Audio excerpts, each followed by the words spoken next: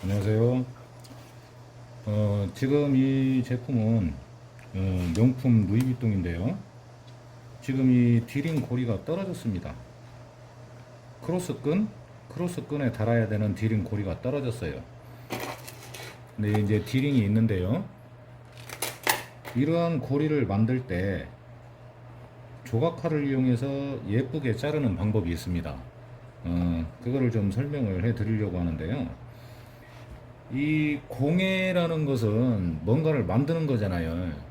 만들고 뭐 그러는 건데, 공예를 하다 보면은 또 리폼을 할 수밖에 없어요. 그러니까 리폼과 뭐 공예를 하다 보면 리폼을 자연스럽게 해야 되는 거고, 또 이렇게 만든 제품에서 문제가 생겼을 때, 꼭 명품이 아니더라도 만든 제품에서 문제가 생겼을 때는 그 부분을 또 만들 수가 있어야 되잖아요. 예. 그래서 가급적이면 비슷하면서 예쁘게 만드는 방법을 좀 설명을 해 드리겠습니다. 그리고 이제 실도 역시 이제 색상이 비슷한 그 색상으로 해서 바느질을 나중에 해줄 거고요.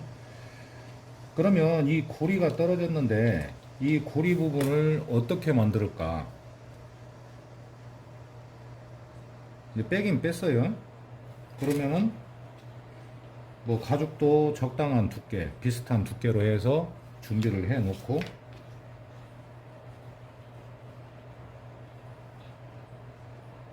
뭘로 붙여놔야 돼요? 아니면은 이거 이렇게 대고 그려야 되나요?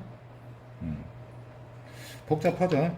근데 처음 하시는 분들은, 이제 처음 공예를 하신 지가 얼마 안 되신 분들은 이런 고리를 만들 때도 좀 고민을 하실 수가 있죠.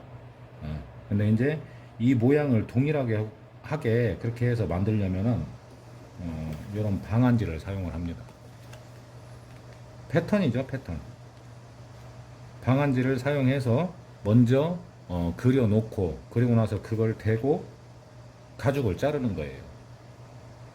자, 이제 방법은 어떻게 되냐면요. 우선은 가장 중요한 건 이 사이즈잖아요. 원래 명품이니까 지금 2.34 정도, 2.3에서 4 정도가 나옵니다. 그래서 제가 이거는 한 부분을 그려놨어요. 지금 2.3에서 4 딱 맞게 나옵니다. 그리고 이제 이 모양은 어느 정도 맞춰줘야 되겠죠. 이렇게 맞춰주고요. 그러면 이 상태로 놓고 그리면 정확히 그려지지가 않고, 이미 이제 틀어졌기 때문에 반듯이 안 나오잖아요. 그래서 이 방한지로 먼저 그려놓는데, 요령이 어떻게 되느냐. 이렇게 한쪽을 어느 정도 사이즈에 맞게 재단을 해놨으면은, 뭐 이쪽까지는 안 그리셔도 됩니다. 이쪽은요. 자, 그러면 이거를 먼저 좀 잘라 볼게요. 이 디자인 커터를 이용해서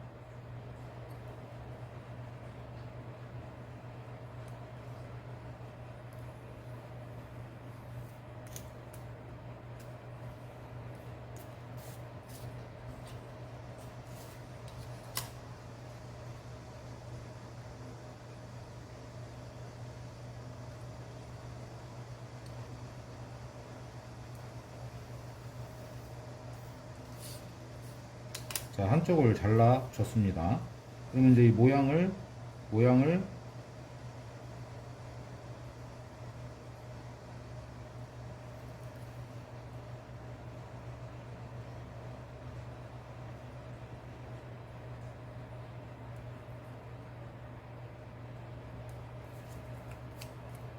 섬세한 건 나중에 이제 또 맞춰주면 되니까요. 그러면 여기에서 중간 있죠, 중간. 지금 이 사이 있죠, 여기. 디링이 들어가는 부분이 전체 길이가 약 한 1.5 정도 됩니다. 1.5. 그러면 여기에서 중간이 1.5의 중간을 해주면 되겠죠. 약 한 7.5.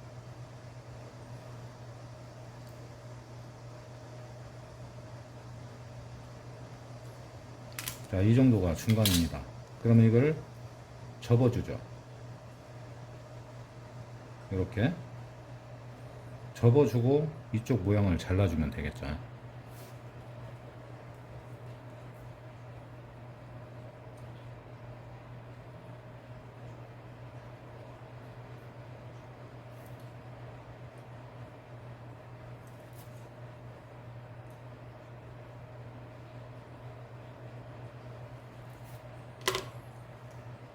자, 이렇게 해주니까 두 개가 거의 똑같이 나왔죠. 이 부분은 이제 나중에 다듬어서 똑같은 모양으로 가죽을 잘랐을 때 그때 또 한번 다듬어 주게 됩니다. 그러면 이 부분을 어떻게 하느냐? 뭐 이렇게 칼로 신중하게 이렇게 합니다. 이렇게. 근데 이럴 때 이런 모양을 할 때 조각칼을 쓰면은 굉장히 깔끔하게 할 수가 있어요. 작업을. 조각칼은 이게 이제 우리 학교 때 많이 쓰던 건데요. 이게 이제 반달 모양, 그리고 일자, 약 한 1cm 정도 되는 일자, 그리고 이건 기역자, 그리고 이제 이건 이제 자르는 용도인데 파주는 선을 그리거나 할 때 쓰는 건데요. 조각칼에서 제일 많이 쓰는 거, 공예를 할 때 필요한 조각칼은 이 반달 모양하고요. 반달 모양하고 일자입니다. 요 두 개를 제일 많이 써요. 그리고 뭐 조각칼마다 금액은 다른데 좀 제일 저렴한 거 있죠? 제일 저렴한 거. 이 문구점 가면은 제일 저렴한 조각칼이 있습니다. 그게 제일 사이즈가 맞는 것 같아요. 조각칼이 가격이 비싸면 이 반달 모양이 조금 좁은 것도 있고 뭐 몇 가지가 더 있어요. 몇 개가 더 있는데 이 사이즈가 조금 작더라고요. 그래서 문구점에 가면은 조각칼은 뭐 서울 말로는 저렴한 거, 전라도 말로는 제일로 싼 거, 그걸 고르시면 돼요. 그래서 이 조각칼을 어떻게 이용하느냐? 여기 있죠? 여기를 이렇게 대고 망치로 때려서 잘라줍니다. 자, 그러면 이 선에 맞춰서요. 이쪽도 이 선에 맞춰서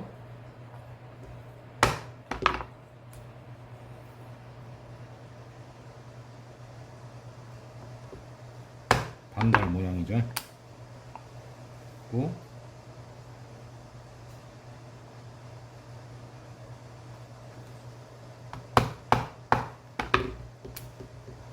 자, 이렇게 잘랐으면 이제 일자죠, 일자. 일자로 이 중간에 반달로 자른 부분 중간을 맞춰서 일자로 이제 잘라줍니다.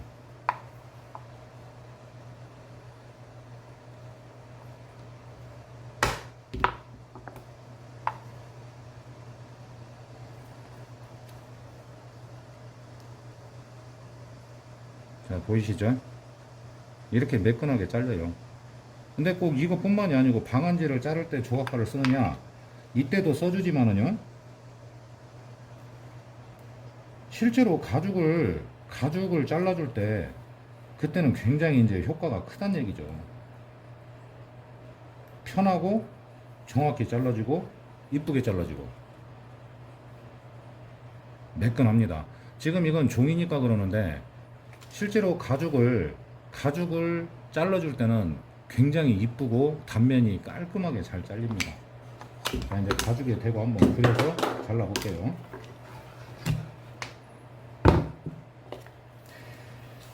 자, 이제 모양을 만들어 놨으면 그려주는데 이때는 볼펜을 사용하지 마시고 웬만하면 송곳 같은 거 있죠?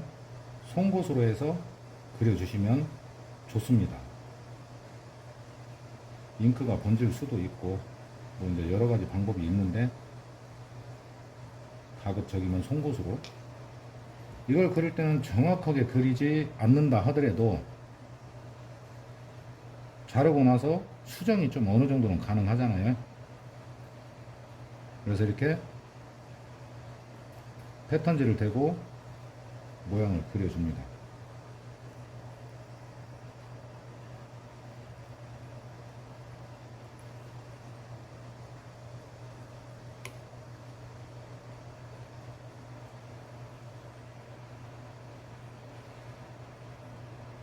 필요한 도구는 꼭 뭐 비싼 거를 써야 된다 그런 것이 아니잖아요. 저렴한 편인데도 뭐냐면 그 사이즈에 딱 맞는 게 있고 쓰기 편한 것도 있고 그럽니다. 지금 이렇게 대략적으로 모양을 그려놨습니다. 그러면 이 조각칼의 성능이 이제 나오는 거예요. 이 선에 따라서 이쪽 부분을 먼저 해보겠습니다.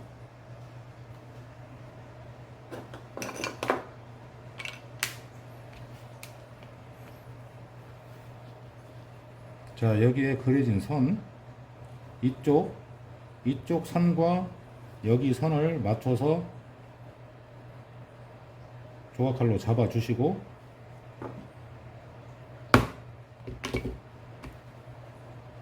이쪽도 마찬가지로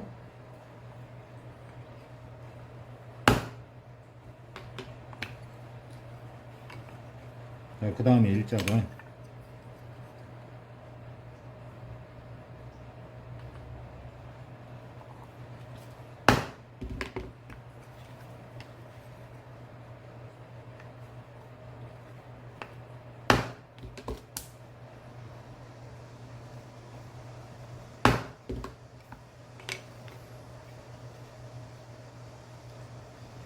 자, 어떠신가요?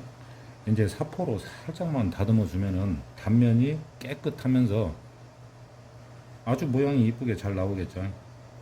이런 방법으로 해서 이러한 부분들, 이런 그 뭐 크지가 않은데 정확하게 좀 잘라줘야 된다 싶을 때는 이런 방한지를 이용해서 먼저 그려주고 패턴을 그려주고 그걸 대고 그려놓고, 그리고 이러한 조각칼을 이용하면은 굉장히 이쁘게 깔끔하게 자를 수가 있어요.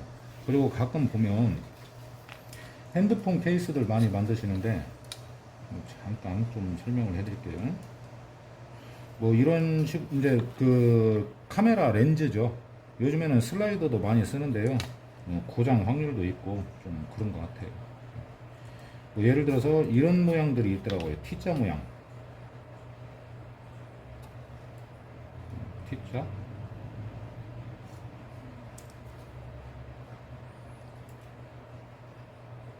너무 크지 않게 한번 그려볼게요.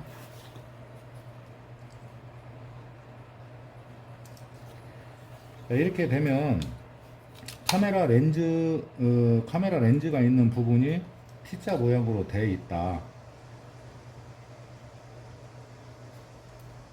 이렇게 되어 있죠. 그러면 이제 이 부분이 약간 둥그스름하게 생겼잖아요. 끝부분이. 여기 부분. 뭐 이런 식으로 다 이렇게 되어 있죠. 이런 부분을 해줄 때 조각칼을 쓰는 거예요. 그러면 요거 한번 잘라 볼게요. 여기도 똑같이 선을 맞춰서 잘라주고,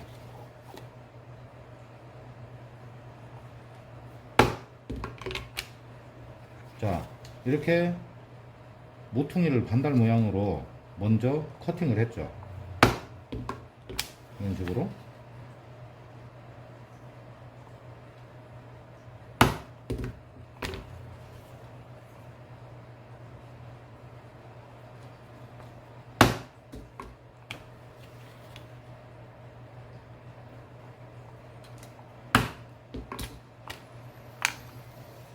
자, 그런데 이 부분 있죠, 이 부분. 요 부분 역시도 이런 식으로 되잖아요. 90도 각이 아니니까요. 이때는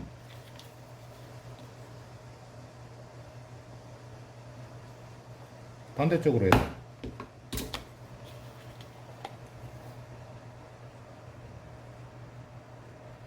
계속 돌리네요. 돌리고는. 자, 이렇게 해서 모서리는 전부 이제 커팅이 됐습니다. 그때 이제 일자로 해주는 거죠, 일자. 여기에서 이 선에 맞춰서 굉장히 그 잘려진 단면이 깨끗해요. 이 조각칼을 이용하면.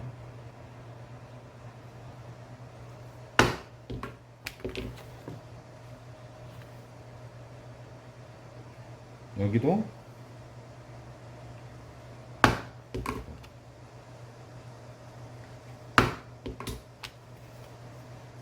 자, 그러면 이 부분은 좀 길으니까요.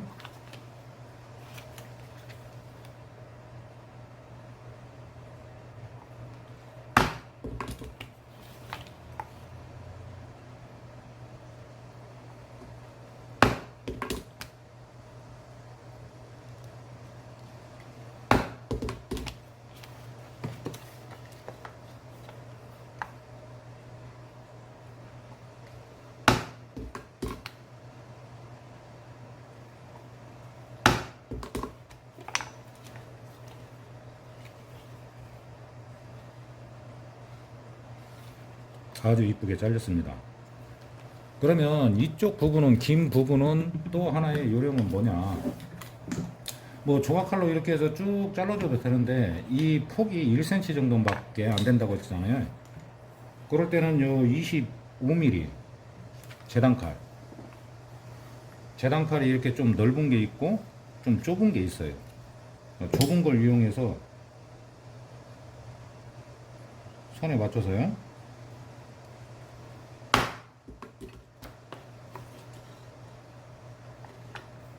아주 좋죠. 이런 모양의 핸드폰 케이스, 그게 있는데요. 핸드폰이 있는데 이런 모양을 자를 때도 이 일자하고 이 반달 모양 조각칼을 이용하면요 아주 매끈하게, 그렇게 자를 수가 있습니다.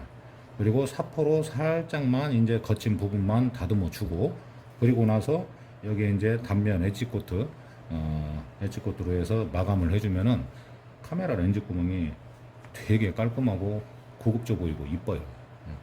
자, 이렇게 비싼 건 아니지만은 뭐 저렴하다고 하더라도 필요한 도구는 잘만 활용을 하면은 편하고 빠르고 깔끔하게 작업을 할 수가 있습니다.